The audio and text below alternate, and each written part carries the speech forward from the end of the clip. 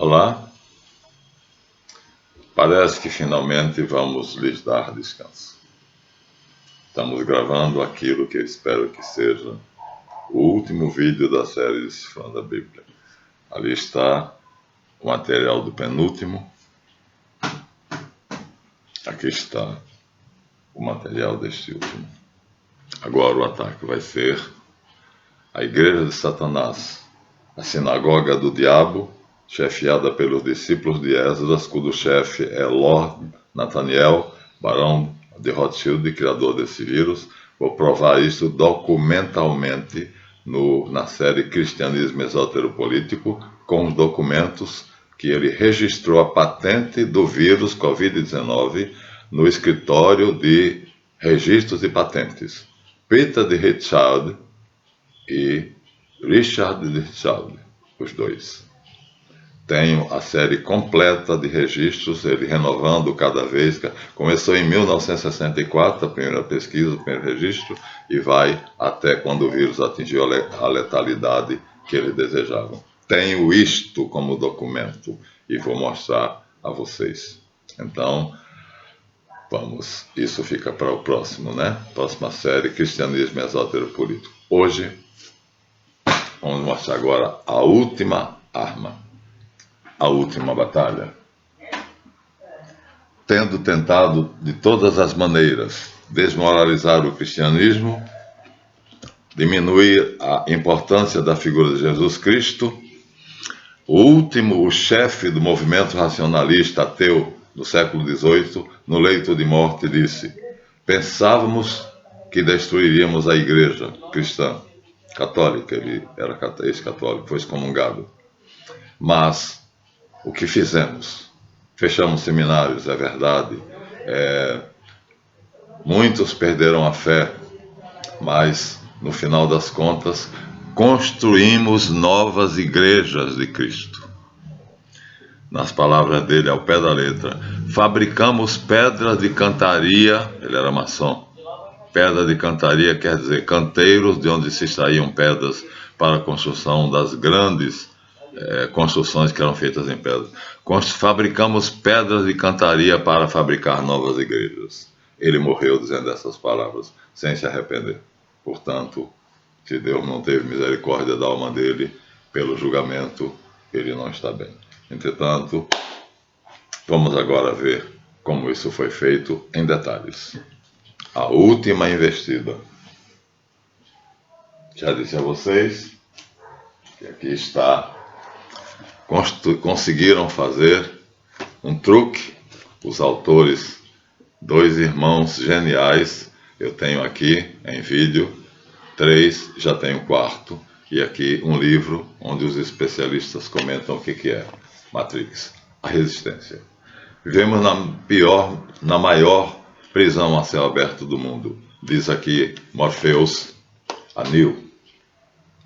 E assim somos nós hoje. Isso aqui é uma obra-prima, é um primor de dois gênios que conseguiram driblar Hollywood, fazendo uma metáfora do que é que nós, crentes, ele não fala do cristianismo, mas Morpheus sou eu, João Batista, aquele que anuncia a vinda do Salvador, no meu caso a segunda vinda. João anunciou a primeira, anuncia a segunda. Então o personagem se chama Morpheus. Assistam.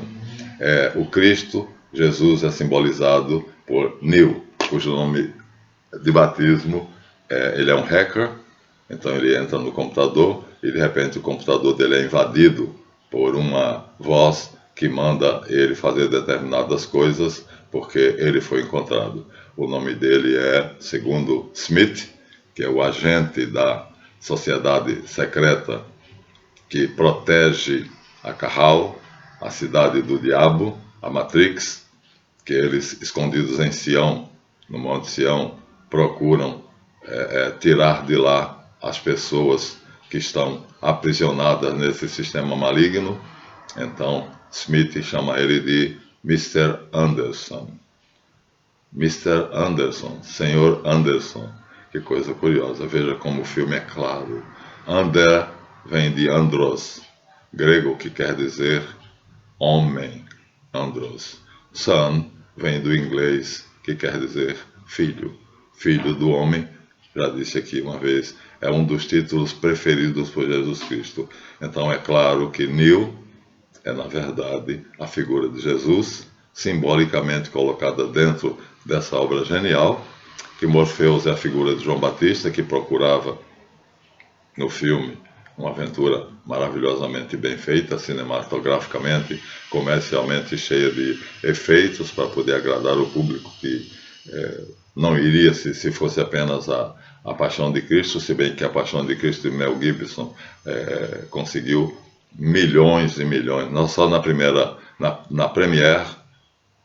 exibição ele conseguiu 200 milhões de dólares, só na primeira apresentação para o público. E aí quanto ele conseguiu pelo mundo todo, em todas as outras? A Paixão é o nome do filme, ele vai fazer a segunda parte, a Ressurreição. Então aqui estamos, a Matrix. Eu, Morfeus, figura de João Batista, não procurando, já o encontrei. João o estava procurando na primeira vinda. E ele veio a João. João o procurava entre as multidões que via, mas na verdade não foi isso que ele quis. Ele veio da Galileia até as margens de Jordão, perto de Jerusalém, para ser batizado por João. Já dissemos, foi a sagração sacerdotal dele, como sacerdote da ordem de Melquisedeque, que os padres, pastores e cristãos em geral não têm a coragem de dizer. João não batizou Jesus, não quis batizar Jesus, porque Jesus é sacerdote in eternum. Ele disse, aquele a quem o Pai consagrou e enviou. Portanto, ele foi consagrado sumo sacerdote já no céu pelo Deus Pai. Então, porque ele necessitava do batismo de João, que fazia apenas sacerdotes depois da confissão pública dos pecados, ele não tinha pecado. Então, todo o ritual de João foi quebrado por Jesus. Ele não confessou, não tinha pecados. Mas ele diz uma palavra-chave, é necessário que demos continuidade à ordem de Melquisedeque. Que aí na Bíblia está traduzida mais uma falsa tradução. É necessário que se cumpra a justiça, mas de qualquer maneira está a palavra. Justiça em hebraico, Tzedakah.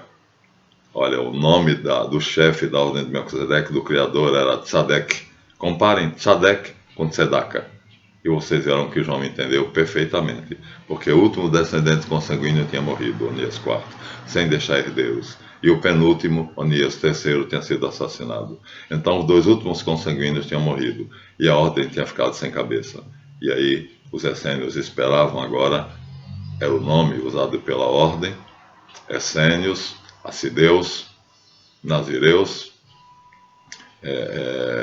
como é que chama? Quem faz cura? Esqueci o nome, terapeutas, eram vários grupos, todos eles seguindo no caminho contrário ao que tinha sido traçado por Esdras, saindo da cidade, onde eram governados por Esdras, indo para o deserto, longe do poder de Esdras, mas mesmo assim, os herodianos e os romanos os achavam e crucificavam. Os líderes desses grupos essênios, assideus, nazoreus e terapeutas fugiam, e assim foi numa dessas grutas que Jesus nasceu em Belém de Judá. Jesus e Maria eram essênios. A família dele, os ascendentes Joaquim, eram essênios. Eles sabiam que ali tinha um lugar onde os essênios tinham abandonado e foram para a dita estrebaria, era uma gruta essênia, e claro que lá estavam os animais que os pastores tinham deixado porque a noite era fria, e lá no Monte de Palhas, Maria deu à luz Jesus de modo miraculoso. Ele não a desvirginou. Ele saiu como ele entrou no cenáculo, a portas fechadas. Saiu sem ser pelas vias naturais. Saiu pela barriga dela e ela o depositou, enrolou em panos para aquecê-lo e o adorou. Então, essa é a verdade.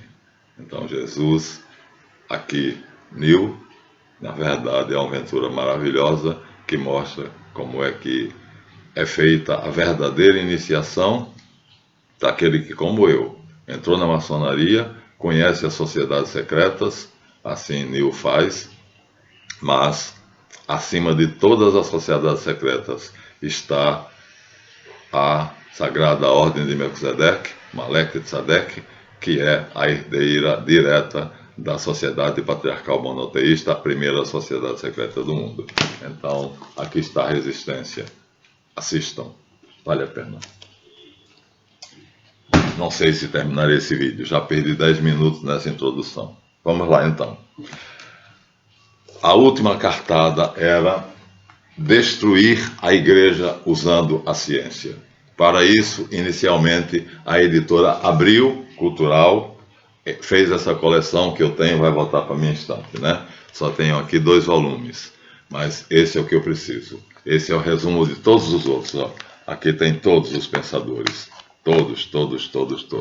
Então, através dos filósofos, eles então vão fazer com que a humanidade perceba que Jesus foi mais um pensador, foi mais um filósofo, como tantos outros. E aí, aqui, eles vão introduzir o veneno. Primeiro, dizendo que Jesus foi apenas mais um filósofo. A doutrina dele é uma filosofia, a filosofia cristã. Nós temos o manual de filosofia cristã, está ali. Deixa eu levantar, vou buscar e mostrar a vocês. Então, nos 400 anos iniciais da igreja, temos uma filosofia. E aqui está.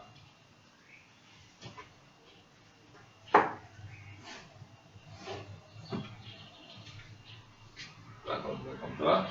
Código do Direito Canônico e...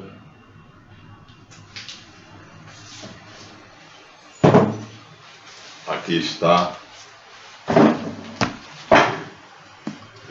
os primeiros filósofos cristãos, História da Filosofia Cristã, escrita por Philotas Bene e Etienne Gilson. Gilson é famoso. Quem foi a editora? Vozes, quando era católica em Petrópolis. Então aqui estão 400 anos de filosofia, os 400 anos dos padres da igreja, chamada patrística. E então, esse eu não peguei enganado, Código de Direito Canônico, não tem nada a ver. Então aí eles colocaram contra isto, que são filósofos cristãos, e até hoje ainda tem uma corrente que segue isso aqui, viu? Eu tenho alguns bons na minha biblioteca, filósofos cristãos, muitos bons. Então, não cabe agora dar os nomes, mas o que eles quiseram então foi desmentir isto, mostrando que essa filosofia, que é puramente cristã, é mais uma entre as várias filosofias existentes. Isso foi a última arma deles. Usar agora a ciência. A filosofia é uma ciência, sabiam? A ciência tem um capítulo chamado epistemologia, ou teoria do conhecimento. E é a epistemologia que determina qual o método das ciências naturais. Ou seja, cada ciência tem um método para descobrir a verdade, porque a ciência busca a verdade, viu? Então, os falsos cientistas que vão ser colocados aqui, né, pagos pela Carral, servos lambibotas dos Rothschild, como é o nome, Rockefeller, dos Soros, que são nomes falsos de judeus cázaros. Então, aí eles agora vão querer provar através da filosofia. Isso aqui são 52 volumes, olha só. Mas aqui eu tenho um resumo. Todos eles estão aqui. Piaget, conhecidíssimo, né? Que se dedicou às crianças, como é que nós podemos entender. William James, mas o que eu quero está especialmente colocado aqui no início. Então, vou tirar o meu mouse aqui e colocar aberto aqui. Vou separar aqui um, que entre todos será mostrado no final. Então, telefone perturbando. Esse aqui, Russell, Bertrand Russell. Vamos deixar ele para o fim? Vamos. Ele é muito especial. Ele é outro professor Marlov. E aí, aqui está a apresentação do livro. Eu não encadernei esse, encadernei todos os outros, não encadernei esse. Aqui está a apresentação do livro, Biblioteca Os Pensadores, volume 3. Aqui está o plano da obra, aqui escrito belíssimamente, mas é desmoralizar este compêndio de história da filosofia cristã. Ele, claro que ele não vai dizer isso, que eles não são idiotas, eles são mentirosos, amantes da mentira, filhos do diabo. Então o plano da obra é desmoralizar a filosofia cristã. E aqui está os pensadores, para orientação para encadernação dos fascículos. Eu encadernei 52 capítulos. 52 capítulos. Encadernei os capítulos? Não, já vieram encadernados. A orientação é para encadernar os fascículos, ou seja, o que está aqui. Aqui está o último volume, que tem todos os 52 filósofos mais conhecidos do mundo. E aí, entre esses, está o judeu Bergson, que vai fazer uma confusão danada na filosofia entre a essência e o essencial e o acidental no mundo. O que é essência e o que é substância e o que é matéria. Então, nenhum deles concorda com o outro. Então, o que eles querem dizer é: sabedoria humana é merda. Veja, 52 filósofos, nenhum concorda com o outro.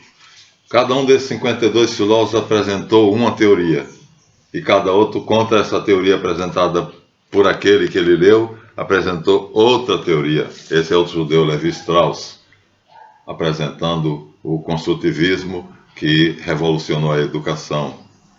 Levi Strauss, um dos filhos dele riquíssimos, quem inventou o jeans, a calça jeans, sabia? O tecido jeans que terminou sendo a calça jeans tão usada foi um dos filhos dele. Então, e aqui nós estamos, cada um contradizendo o outro. E aí, o que é que eles quiseram dizer? Ora, simplesmente não existe uma verdade. Então, é besteira esse livro dizer que estamos filosofando sobre a única verdade. Ou seja, há uma maneira filosófica, racional, de conhecer a doutrina de Jesus. Seja a vossa fé razoável, meus irmãos, de São Paulo. Pedro repete mais ou menos a mesma coisa. Nossa fé deve ser racional. Não somos fideístas, não cremos sem motivo. Estejais sempre dispostos a apresentar a quem vos pedir as razões da vossa fé e da vossa esperança, diz Pedro no seu primeiro discurso aos primeiros cristãos convertidos. Vejam bem, eu estou fazendo isso. Estejais sempre prontos a apresentar a quem vos pedir as razões da vossa fé, da vossa esperança. Todo cristão devia ser capaz disso. Está no Evangelho, é a primeira pregação de Pedro, e não são. A maioria dos cristãos não tem ideia do que é o cristianismo. E aí são iludidos. E são levados para a confusão. Mas a misericórdia divina sabe quem são os inocentes, que são levados por ignorância, e quem são aqueles que nós vamos mostrar aqui. Aqui, a maior de todas as bestas, Hegel, que, contrariando o postulado fundamental da filosofia e da metafísica, que diz o ser é, o não ser não é, ele diz o ser é e não é. O não ser é e o ser não é. Assim ele destrói a metafísica. E eu tenho um filósofo, Sciacca, o sobrenome dele ele é italiano, não me lembro agora do primeiro nome dele, mas é Michele Federico Sciacca, em 3 volumes, onde ele critica essa besteira dita por Hegel e diz que ele deu um tiro na cabeça porque aí acabou. Se eu não obedeço ao princípio de não contradição, o ser é, o não ser não é. O que é que a ciência procura? O não ser? Não. A ciência procura o ser. A ciência procura saber o que é que o mundo é e não o que é que o mundo não é. Então você vê a estupidez que esse homem disse, contrariando toda a objetividade, o senso comum e a ciência. Platão separava o senso comum, opinião, doxa, do conhecimento verdadeiro, científico. Então, o que ele disse é contrariado pelos cientistas. Cada cientista procura saber o tamanho do Sol, a distância do Sol entre o Sol e a Terra, o tamanho da Lua, a distância entre a Lua e a Terra, quantas galáxias existem no universo, né? Em suma, procuram saber o que é e não o que não é, porque a verdade é o que é o ser, e a mentira é o não ser. E aí ele diz que não existe essa diferença. Na verdade, o ser é igual ao não ser. Quando ele quer ser, ele é. Quando ele quer não ser, ele deixa de ser. Estupidez. E aí vai discorrer sobre isto com a célebre construção de tese, antítese e síntese. Alguém diz uma coisa que a humanidade acredita que é verdade. Aí depois alguém vem e contraria ele, dizendo outra coisa que a humanidade acredita que é verdade. Aí vem um terceiro e faz a síntese dos dois e cria uma nova verdade, que é a conciliação dessas duas. E aí essa nova síntese se torna a primeira verdade, que vai ser contrariada por outra, assim indefinidamente, e nesse indefinido, tese, antítese e síntese. Então a síntese é a primeira tese de uma nova sequência de tese, antítese e síntese, e assim ninguém nunca chegará à verdade. Ou seja, o ser está em devir. Na verdade, ele não conhecia Javé. Se conhecesse, ele saberia que isso se aplica a Javé, mas não se aplica a Jesus, que é Deus eterno, imutável, e que se disse caminho e verdade e vida. Javé é apenas um anjo que teve a missão dada por Deus de anunciar que o Deus verdadeiro está domando eles, os judeus, para receberem o seu Filho unigênito e tratá-lo da maneira que devia ser tratado. Não foi assim que fizeram. Apesar da lei do Pacto do Sinai e do Código Deuteronômico, então, feitos por Javé, quer dizer, confiados por Javé a Moisés, eles transgrediram e quando Jesus chegou, crucificaram. Então, mas ele está falando de Javé. Javé é um ser em devir. Então, a hipótese dele, tese, antítese, síntese. A síntese será a outra tese que dará início a outra sequência, tese, antítese e síntese. Assim, indefinidamente, o ser está sendo e não sendo. Porque quando eu construo a primeira tese, antítese e síntese, talvez seja complicado para vocês que estão habituados com a linguagem filosófica. Fiz filosofia no Museu também, teologia que eu dou de Lomura. Então é o seguinte, eu afirmo uma coisa. A tese, por exemplo, existem dois deuses. Deus Pai Todo-Poderoso, Abba, Logos e o Ruá. O Pai, o Filho e o Espírito Santo. Na Cabala, o Ain Sof Yahu. Isso é uma tese. Eles criaram apenas um único ser, Reshit, que é o nome que Jesus tinha na criação dele. O único criado pela Santíssima Trindade, o Pai, o Filho e o Espírito Santo, o Ain Sof Yahu, o Abba, o Logos e o Ruá. Aí chega alguém e diz, não é assim. Eu aprendi no catecismo que é um só Deus verdadeiro e três pessoas, eles são co-iguais. Então, Javé é um outro nome de El, que é o nome que eu dou a essa síntese de Abba, Logos e não sei o que dou, é a Bíblia. Abba, o Pai, Logos, o Filho, o Verbo e o Divino Ruach HaKadosh, o Espírito Santo. Então isso é El. E Reshit está no seio de El, né? O Verbo, a substância de todas as substâncias. Mas Javé é criado por Reshit. Para quê? Para fazer um mundo que não é esse nosso. São três mundos. Isso Hermes diz claramente.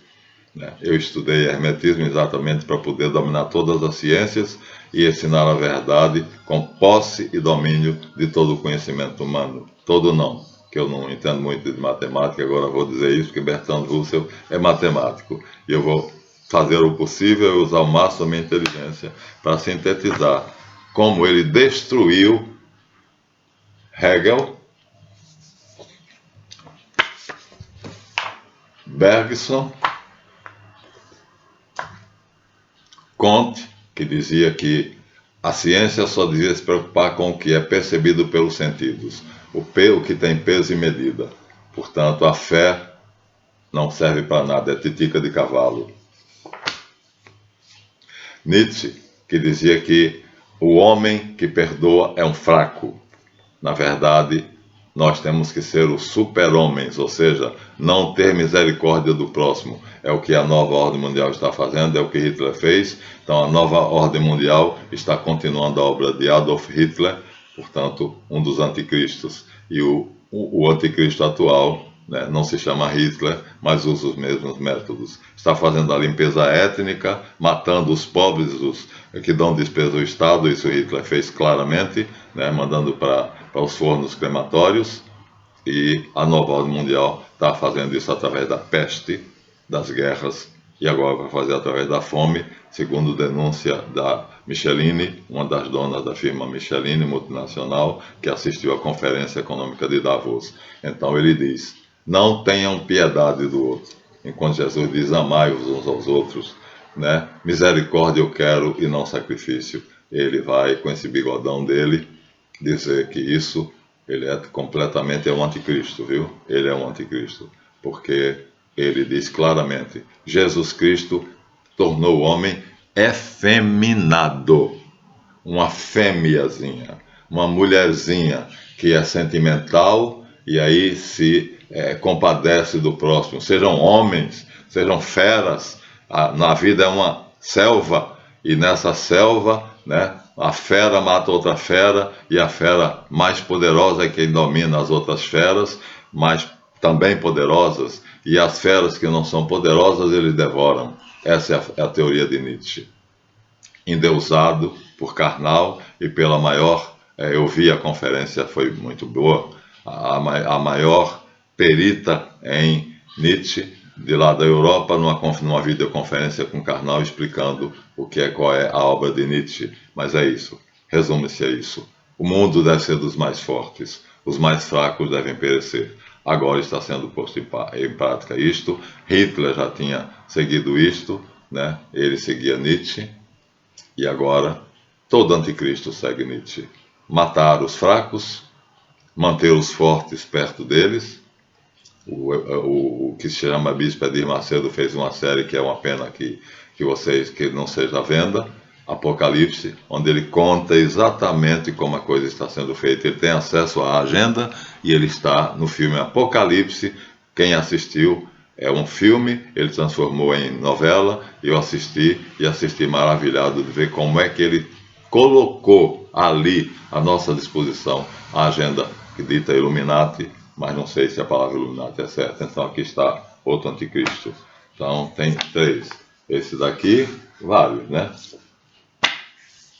Um que diz que Deus não existe, porque só existe a matéria, e o célebre Freud, Sigmund Freud, dizendo que nós somos uma besta, né? Então, contra isso, levanta-se um matemático, Bertrand Russell, que apenas pensa que é um matemático, mas não sabe que é um instrumento de Deus para destruir essa arma da nova ordem mundial, né, dizendo que não é nada disso. Sabe o que ele fez?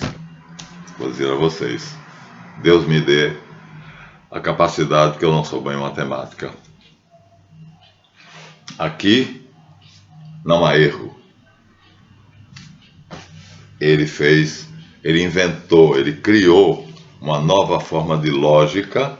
Já existia a lógica aristotélica, ele decidiu aperfeiçoar, porque pela lógica aristotélica a gente percebe a besteira que o Freud fez, dizendo que o homem é uma besta, é um animal, que o Nietzsche fez, dizendo que o mundo é uma selva, que Sartre fez, dando um tiro na cabeça, porque diz que nesse mundo não vale a pena viver, e as outras bestas que acompanharam. Então, Freud agiu no campo da filosofia e, como eu já tinha mostrado, agiu no campo da teologia, atacando a igreja através do psiquismo humano. Aqui ele está através da racionalidade. Aqui através do pensamento do inconsciente e aqui através do pensamento consciente, né? E aí, contra tudo isso, levanta-se um homem, um matemático. Vou ter que ler um pouquinho, tá? Por favor, aceitem. Não tem como fazer não lendo. Matemática e lógica. Deixa eu mostrar para vocês aqui. Matemática e lógica. Bertrand Russell percebeu que a lógica aristotélica não era capaz de descobrir a verdade profunda, né, dos pensadores, dos homens de gênio que tinham dito tolices. Ele tinha que criar uma nova lógica, mais precisa, mais exata, a lógica matemática. E ele, como matemático, então, conhecendo a lógica aristotélica, que é a lógica que eu conheço como professor de português, ele agora vai fazer uma coisa notável. Ele vai aperfeiçoar a lógica aristotélica através da análise sintática, semântica, que eu conheço e domino, e vai criar, junto com a lógica aristotélica, a lógica matemática. Então, aqui ele vai unir a matemática à lógica aristotélica. Então vai criar uma lógica mais exata do que a lógica aristotélica tomista, ou seja, mais do que a lógica que eu conheço, e vai fundar uma escola. O objetivo dele é, as concepções epistemológicas sobre a teoria do conhecimento de Russell acerca da matemática são governadas pela ideia nuclear de que a matemática não é mais que um desenvolvimento da lógica. Então ele chegou à concepção que a matemática é a lógica através de uma nova linguagem, não de palavras, mas de números. Fácil? Fácil. Até aqui tudo bem. Ele chegou a essa conclusão. Toda proposição matemática podendo ser parafraseada em termos exclusivamente lógicos. Ou seja, cada vez que se diz alguma coisa, eu posso reduzir isso a uma equação. E toda vez que um cientista ou matemático faz uma equação, eu posso explicar aquilo pela linguagem. Então, uma equivale à outra. Ele começa por essa descoberta. Notável, né? Instruído por Deus sem saber. Essa paráfrase far-se-á em duas etapas. Mostrar-se-á, em primeiro lugar, como parafrasear a aritmética em termos lógicos, ou seja, como fazer com que as conexões feitas através dos raciocínios matemáticos e aritméticos poderão servir de medida para saber se o que é certo e o que é errado de uma maneira infalível. Não a matemática em si, mas a matemática aplicada como crítica do conhecimento. Aqui a matemática se torna epistemologia. Então Russell faz da matemática uma ferramenta da epistemologia, ou seja, uma filosofia, a crítica ao conhecimento. E ele vai fazer isso, aqui está dito claramente como é que ele vai fazer, mas aqui é a descoberta, quando ele percebeu que a matemática é apenas uma maneira, uma linguagem, não é uma ciência em si, mas é uma ciência como uma linguagem, e que eu posso usar a matemática para saber o que é certo e o que não é certo, não apenas para quantificar o mundo, mas para fazer uma crítica ao conhecimento. E ele funda uma escola, chamada Escola Analítica, aperfeiçoando assim a lógica aristotélica, tomista. Ele vai continuar. Aqui diz: a reestruturação da lógica clássica que eu conheço e domino, levada a cabo por Russell, é idêntica em espírito efetuada por Frege, é o anterior dele. As categorias do sujeito e predicado, análise sintática, sujeito, predicado, complemento, aí entra no meu terreno, de português. Ele vai longe, hein? Ele parte da matemática e percebe que a matemática é igual à lógica aristotélica, mas que a lógica aristotélica ainda pode deixar passar erros, e ele vai construir uma lógica que não deixará passar erros, através de equações. Aí já está longe do meu conhecimento. Estou apenas dizendo o que ele criou. Não sou capaz de fazer isso. Quando eu analiso os imbecis aqui, como esse idiota, né, analiso assim: se ele soubesse quem é Javé, aí é verdade, ele estaria dizendo a verdade. Javé ora é, ora não é, porque ele é o devir.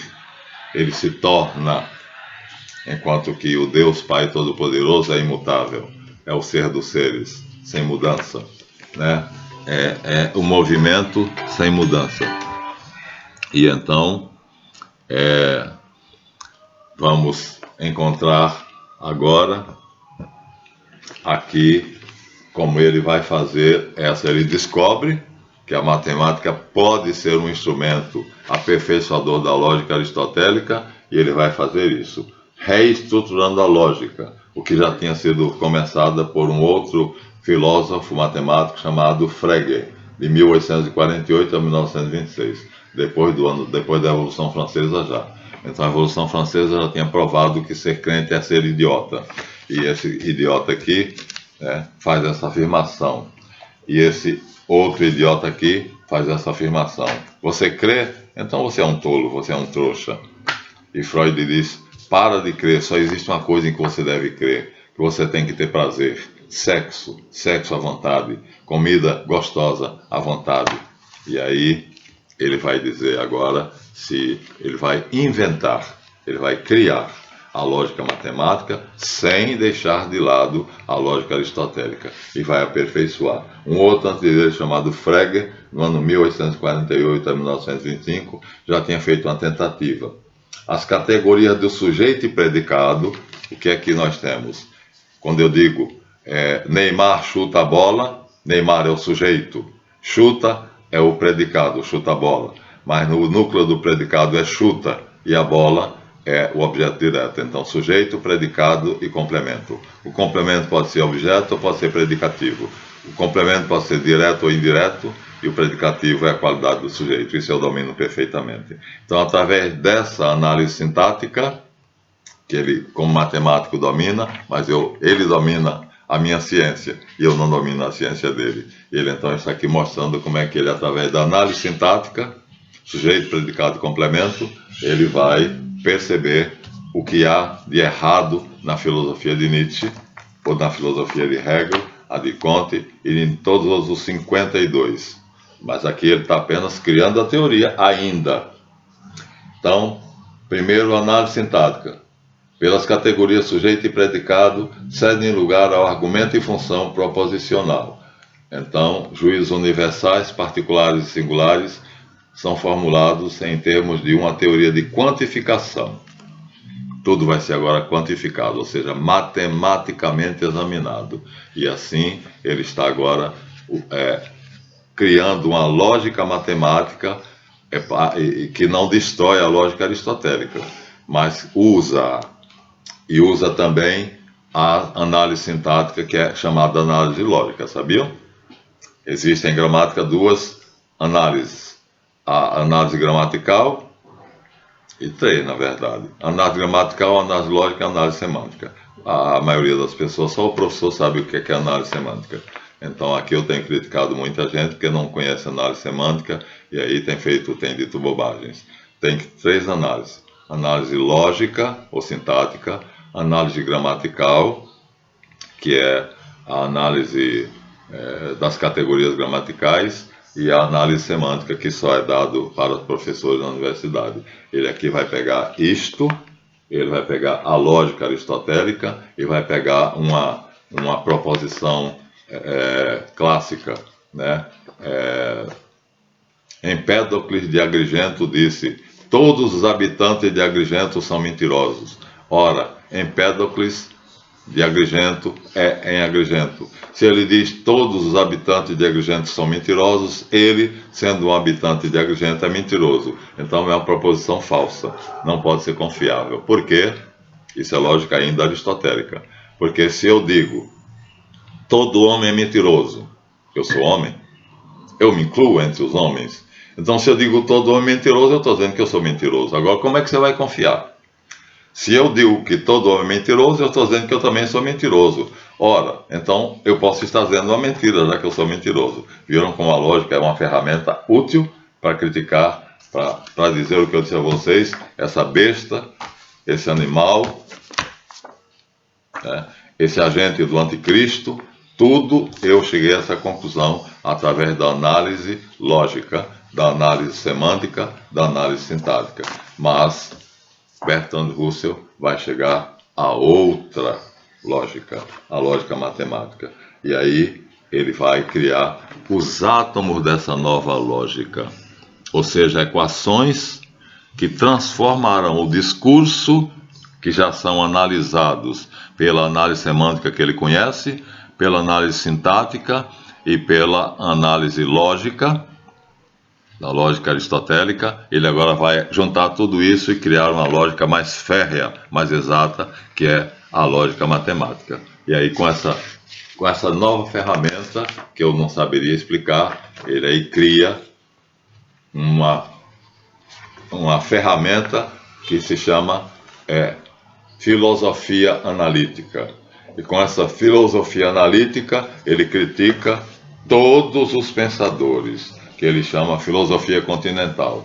Ele pega os filósofos continentais, desde esse idiota que meteu uma bala na cabeça porque disse que não valia a pena viver, que a Terra é um globo que gira no espaço a uma velocidade de 100.000 km/h e pode bater com qualquer coisa a qualquer momento. Ele não sabe que tudo está controlado por Deus, ele é ateu, e aí ele vai criticar 52 filósofos? Não.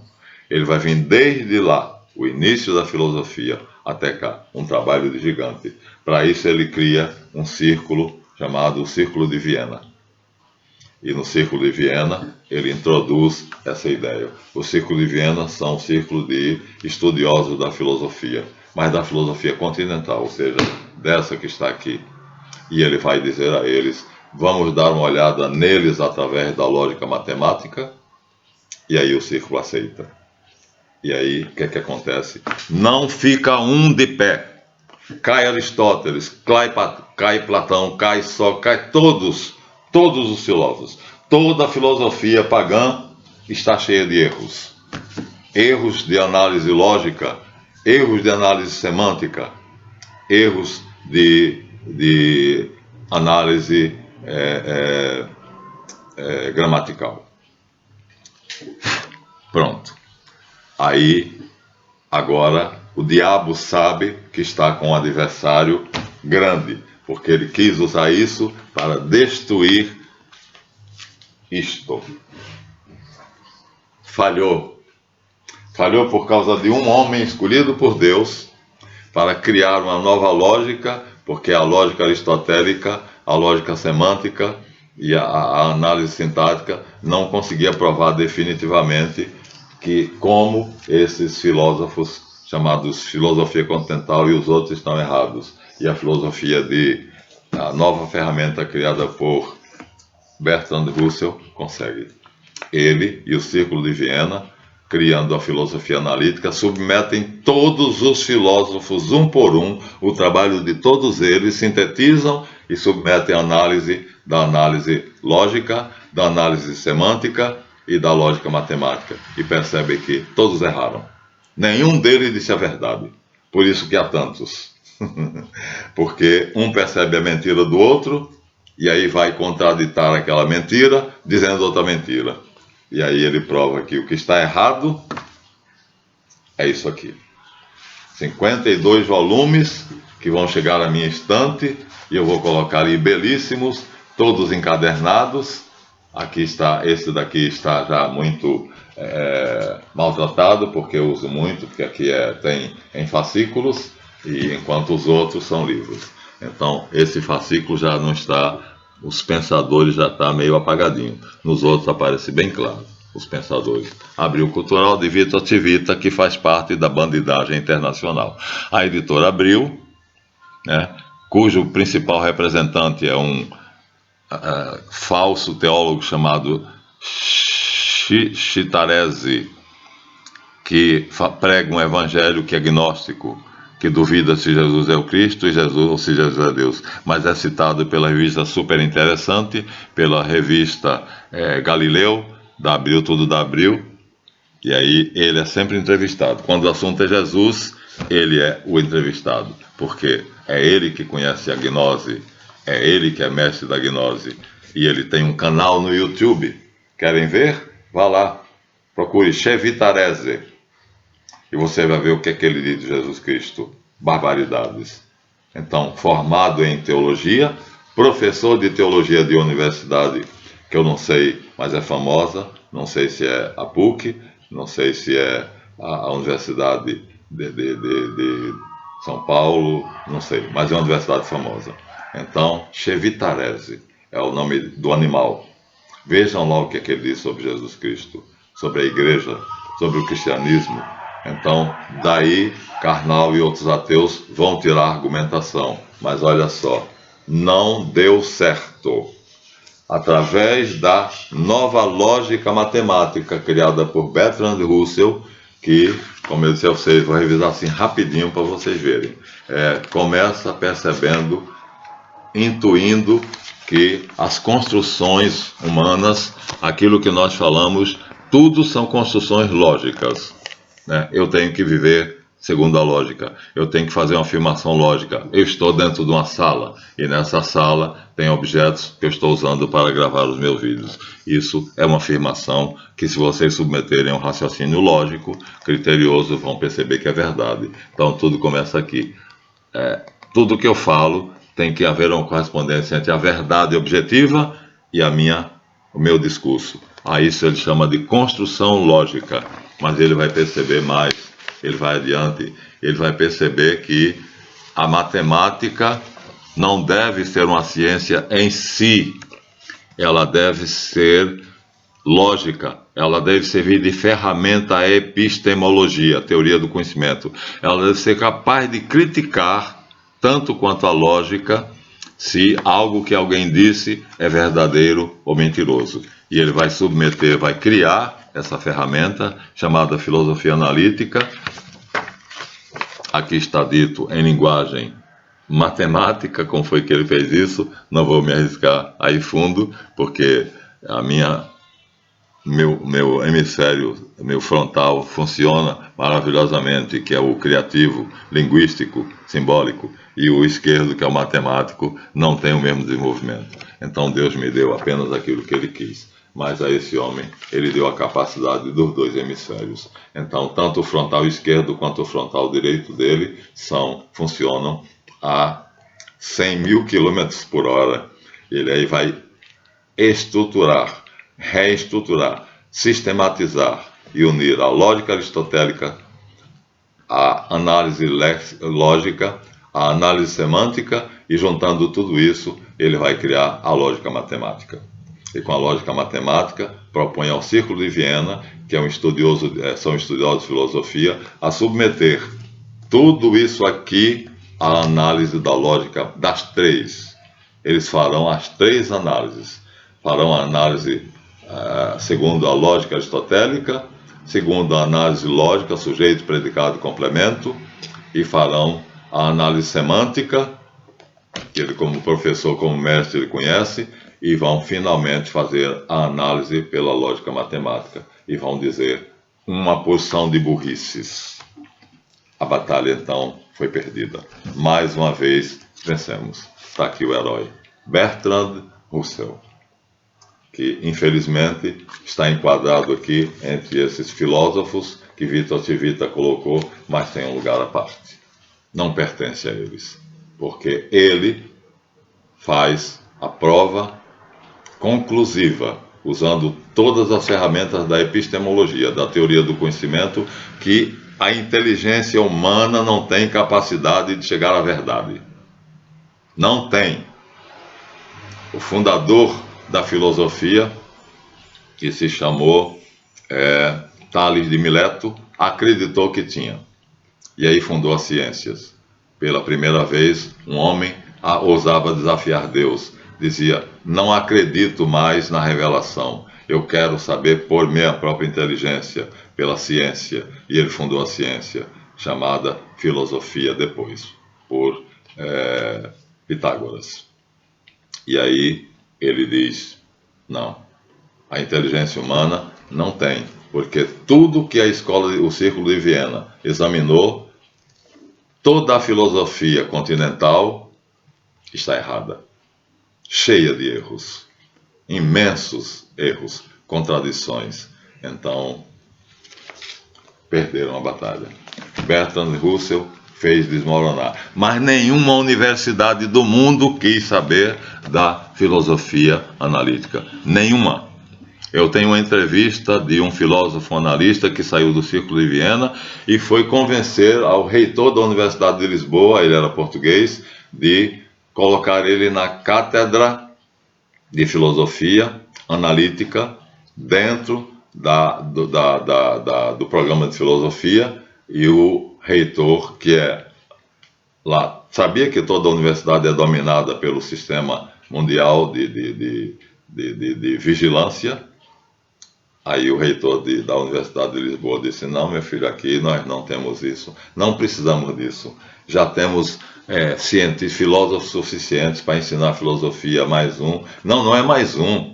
Eu vou mostrar como se pode criticar a filosofia desses filósofos. Meu filho, você está perdendo tempo comigo, olha, pode ir embora, porque você aqui não tem vez. Ele sabia.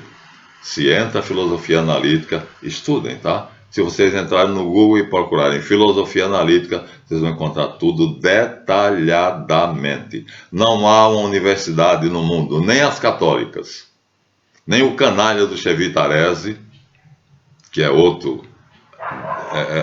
filho do diabo, que está pervertendo totalmente a teologia cristã, com o título de teólogo emeritamente dado. Ele deve ser doutor em teologia, que é da família Chivita, mas ele não usa o sobrenome Chivita, exatamente porque ele sabe que já está maculado, então ele usa apenas Chevy Tarese. Não sei se é Eduardo ou qualquer coisa assim, Chevy Tarese.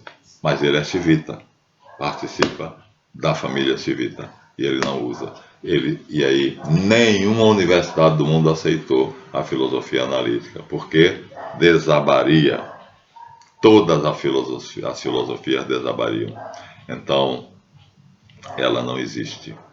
Só existe para nós pesquisadores, que sabemos que é uma ferramenta preciosa, que prova que o cérebro humano não consegue atingir a verdade, mas somente a verdade é só Jesus.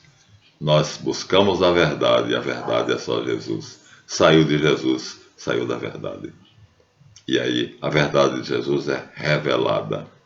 E aqui os filósofos cristãos, que estão aqui alistados, Agostinho de Hipona, Ambrósio de Milão e vários outros, né? Justino, Mártir, que vão analisar o cristianismo filosoficamente para que justifiquem aquilo que o povo crê, mas os eruditos, as elites, não querem apenas crer, querem compreender. E então eles criam a filosofia cristã. Aqui temos a verdade, chamada também patrística. Então, ele diz: se sairmos daqui, quisermos nos dirigir para aqui, sairemos da verdade. E aqui é um amontoado de mentiras, de erros, de contradições, porque, ao contrário do que o fundador da filosofia falei há pouco tempo, Tales de Mileto disse, o cérebro humano não tem por si mesmo o poder de atingir as mais altas verdades. Só a teologia. E a teologia é a interpretação da revelação. Pronto. Com isso, ele destrói o ataque, o suposto ataque à igreja que o diabo quis fazer através da filosofia. Honra a esse homem desconhecido, Bertrand Russell. Todo mundo sabe quem é Sócrates, todo mundo sabe quem é Platão, todo mundo sabe quem é Aristóteles, todo mundo sabe quem é São Tomás de Aquino, mas nem Tomás de Aquino sabia, porque viveu no ano 1230, e esse daqui viveu por volta de 1873, nascimento, até 1958, em Cambridge. Ele era professor da Universidade de Cambridge, no dia 24 de outubro.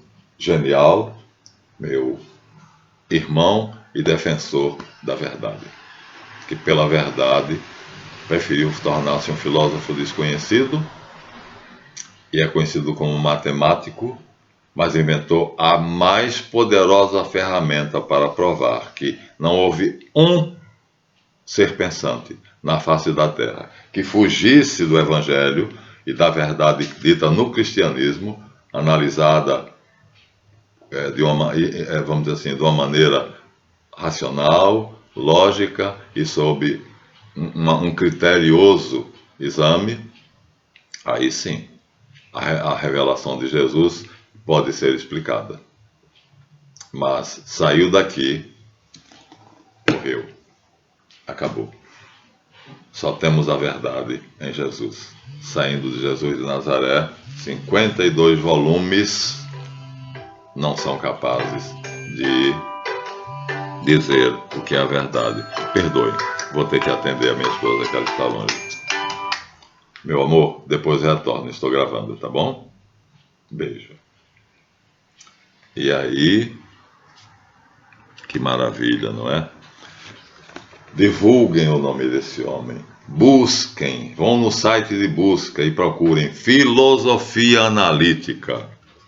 E vocês vão ver a batalha dele para mostrar que as faculdades de filosofia deveriam criticar a filosofia continental, que é assim que ele chama, submetendo ela ao crivo da crítica que ele faz através da análise lógica, da análise gramatical, da análise da própria crítica aristotélica, que é, como é que se chama? A lógica mesmo. Da análise sintática, da lógica de Aristóteles e da lógica semântica, e aí ele criou uma nova lógica. Ele propõe isso. Ninguém aceitou. Ilustre desconhecido. Meu queridíssimo Bertrand Russell. Parabéns. Parabéns. Seja você bem-vindo ao nosso meio. Seja bem-vindo ao Matrix. Vamos, então, formar fileiras para a resistência. Então, tudo que vocês lerem de filosofia é merda. Karnal se diz filósofo. Não sei quem lá se diz filósofo. Não sei quem lá se diz filósofo. Tudo ali é besteira, é bobagem. Não resiste a um exame criterioso, passando pela filosofia analítica, pelas ferramentas que Bertrand Russell deixou à nossa disposição. Vamos descobrir que eles são mentirosos, que eles estão dizendo sofismas, mentiras em forma de verdade. E o formato é belo, o conteúdo é falso.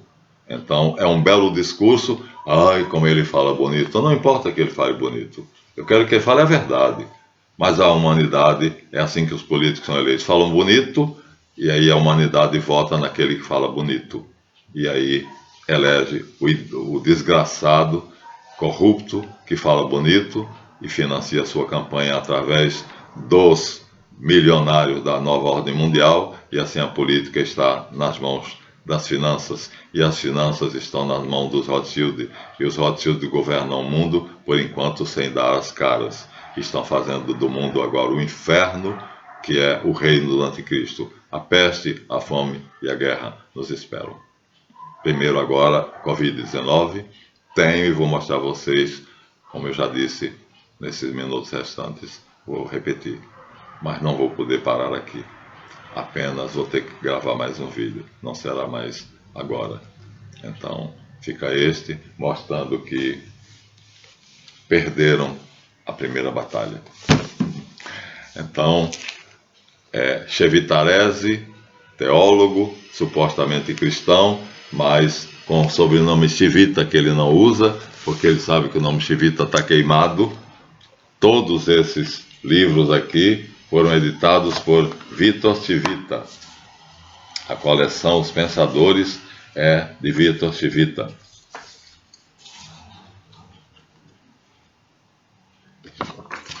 Propriedade cultural, Abril Cultural. Abril S.A. Indústria, Abril Cultural. De quem? Vitor Chivita. Um dos agentes do diabo. E Chevitarese é o sobrenome que ele usa para não se queimar. Não me lembro do primeiro nome dele, mas é um discípulo de Satanás. Está espalhando a falsidade, uma falsa interpretação da Bíblia, do Evangelho e principalmente da figura de Jesus. Separando o Jesus histórico do Jesus da fé, o que é uma estupidez, E quando ele não separa, ele aí pega o Jesus da fé e faz uma explicação que é totalmente mentirosa. E aí nós estamos agora mostrando a vocês, temos condições de destruir isso. Aprendam filosofia analítica, principalmente vocês que entendem de matemática, porque de filosofia aristotélica eu entendo, de análise lógica eu entendo, de análise semântica eu entendo, mas não sei fazer isto usando a análise da filosofia analítica, matemática, a lógica matemática, não sei. Esse conhecimento escapa à minha inteligência. Chegamos a uma hora e não terminamos. Então serei obrigado a gravar outro vídeo. Não queria, mas não tem jeito. Então, mas vocês já viram que todas as baterias são dirigidas contra Jesus Cristo e a sua igreja cristã, ou a todos os crentes, porque o anticristo quer sentar no trono de Deus, quer ser adorado como Deus. E para isso ele tem que destruir Deus e tudo que traz o nome de Deus. Está assim nas Escrituras. Ele é contra Deus e contra tudo que traz o nome de Deus. E então quer substituir Jesus por Mitra. Dá uma olhada no seu dinheiro, você vai ver. É a cabeça de Mitra que está lá. Na moeda de R$1, na nota antiga de R$1 que eu guardo, na nota antiga de 5 cruzeiros, que Mitra está com a cabeça totalmente exposta. Nessa eles fizeram uma modificaçãozinha, só botaram ele e o barretinho bem, aproximaram um zoom, e com esse zoom disfarçaram um pouquinho. É a estátua da liberdade, então eles são os donos do mundo. E são eles que fabricaram o Covid, isso eu vou provar no cristianismo exaltador político. Eu tenho esses dados.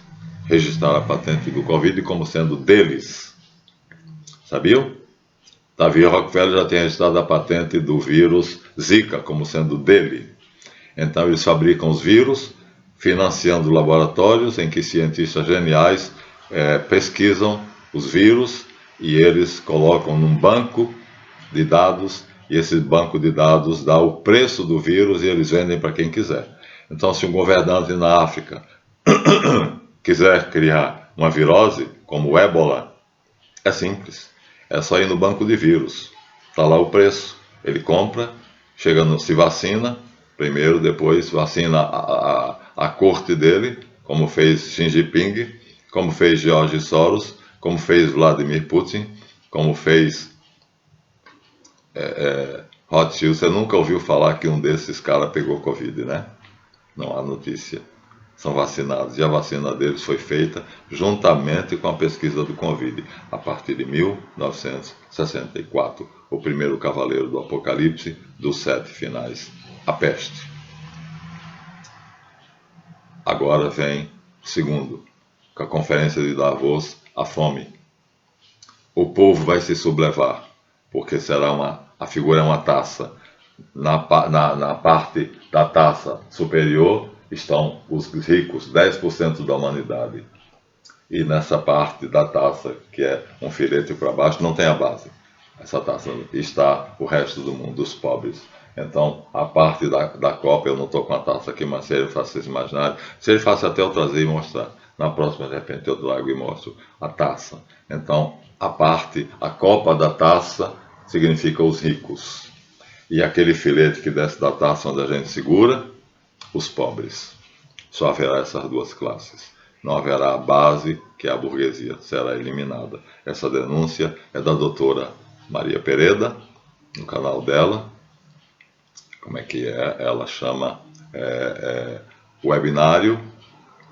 E então, nessa série, ela analisa a economia mundial, né, que agora se concentra na China. A China se vendeu a Rothschild, é o diabo, e está sendo agora o país mais rico e mais poderoso do mundo, está comprando o mundo todo. Mas, na verdade, eles são apenas os fantoches do Barão de Rothschild.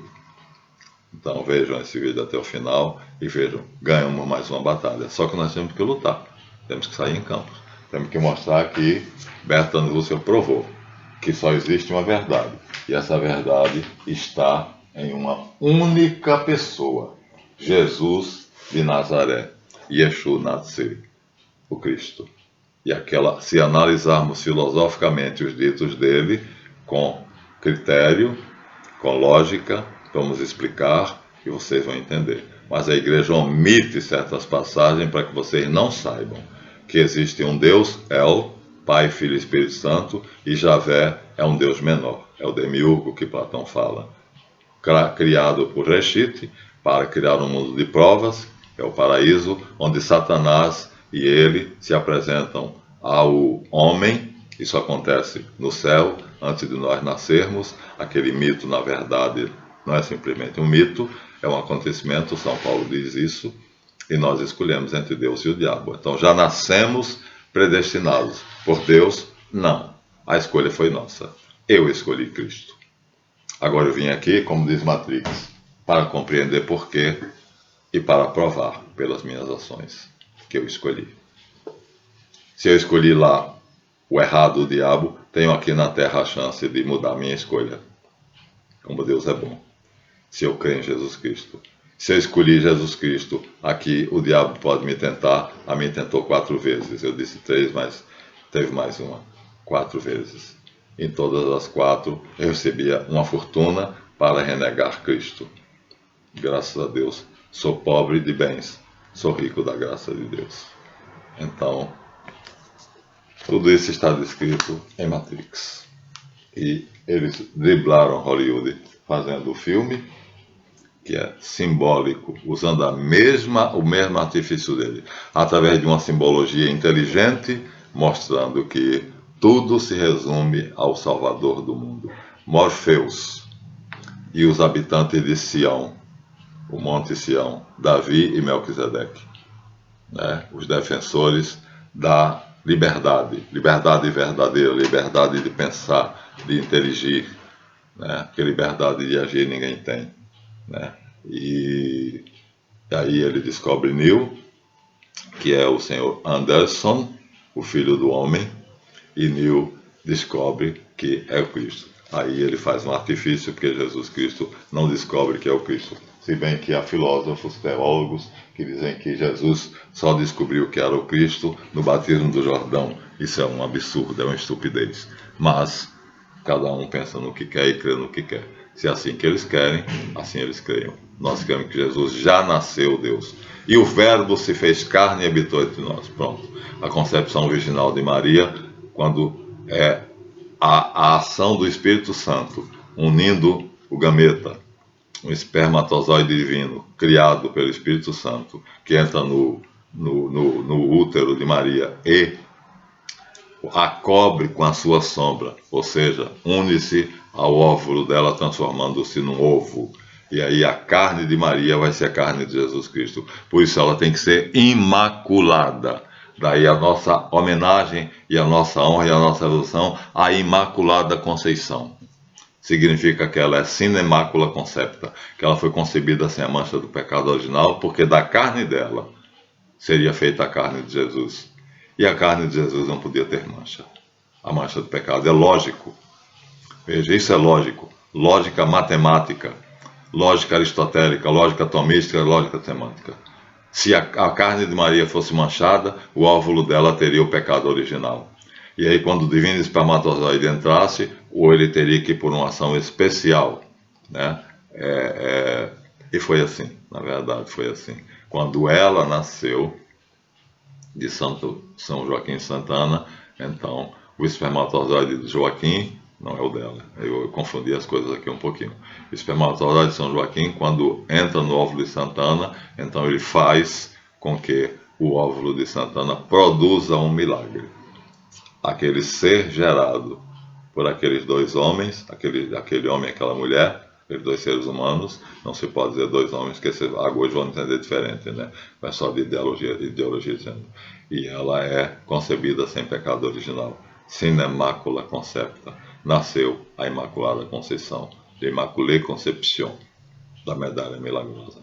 E aí, sem pecado, ela vive a vida toda, e sem pecado ela concebe Jesus, porque é necessário que o Espírito Santo, agora não mais o espermatozoide de São Joaquim, Agora, o próprio Espírito Santo cria um espermatozoide divino que vai fecundar o óvulo de Maria e dali vai nascer um ser humano maior do que ela, em virtude dos méritos do qual ela foi concebida sem o pecado original, porque a carne dele é a carne dela. O corpo de Cristo, carnal, é feito da carne de Maria. E a alma dele é o Espírito Santo. Claro que nem água, não é? Até a próxima. Terei que gravar outro vídeo. Não deu, sinto muito. Vamos para o próximo. Até lá.